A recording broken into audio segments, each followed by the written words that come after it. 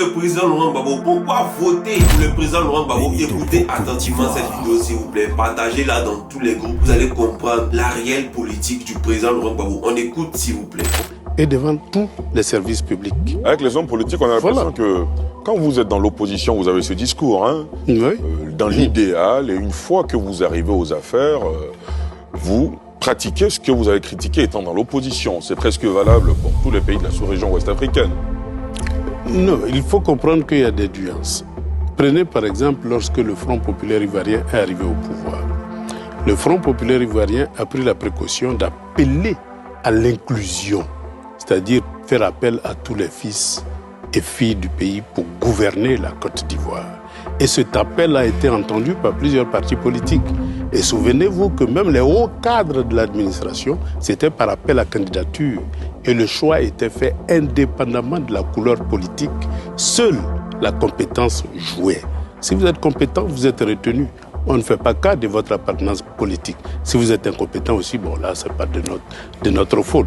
Mais voilà ce qui caractérise un régime démocratique. Et donc, face à ça, il est bien évident qu'il y a une différence entre un parti qui s'octroie toutes les responsabilités, tous les droits, et un parti qui veut donner le droit à chacun.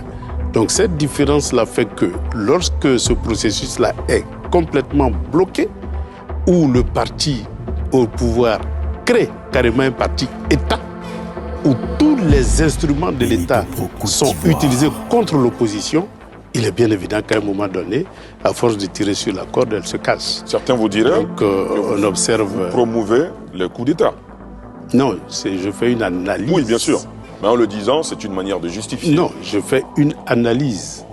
Je fais une analyse pour expliquer les raisons qui font qu'il y a des bifurcations sur le chemin de la démocratisation de nos États.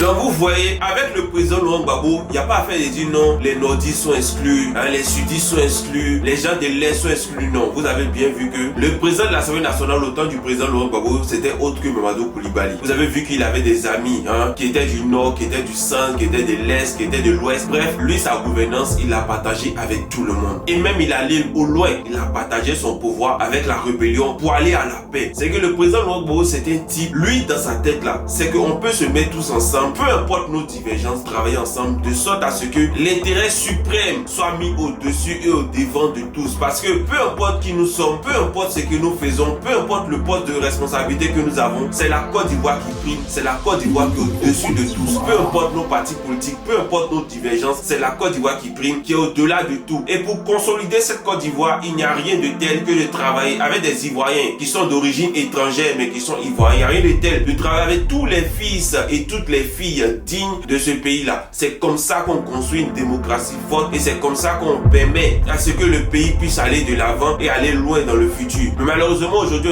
on a une administration politique et groupement politique qui se retrouve à la tête de l'État et qui brigandent tout. Ils sont tous du même bord. Ce qui fait qu'aujourd'hui, les Ivoiriens sont bouqués et bouclés de partout. Tu ne peux pas aller te plaindre chez le président de l'Assemblée nationale parce que lui-même était membre du parti politique au pouvoir. Tu ne peux pas aller te plaindre chez le ministère du Commerce ou chez le ministère de l'énergie ou dans n'importe quelle association parce que eux tous ils sont au sein du même parti politique, ce qui fait que le pouvoir est cristallisé et malheureusement le peuple à côté ne fait que souffrir, ne fait que endurer et prendre les dommages. C'est triste mais c'est la Côte d'Ivoire dans laquelle nous vivons aujourd'hui. Donc c'est à vous chers Ivoiriens d'apporter la clé de sorte à ce que cela change, de sorte à ce que nous puissions vivre réellement dans notre pays, qu'on soit Ivoirien d'origine étrangère, qu'on soit Ivoirien du centre, Ivoirien du nord, Ivoirien de l'est, Ivoirien de partout, qu'on puisse vivre ensemble et que personne ne puisse se faire gruger. C'est ça la Côte d'Ivoire que nous voulons pour nos enfants et pour nos petits-enfants. Merci de partager, de donner vos avis en commentaire et surtout d'inviter d'autres personnes à venir bien entendu regarder cette vidéo en ensemble famille.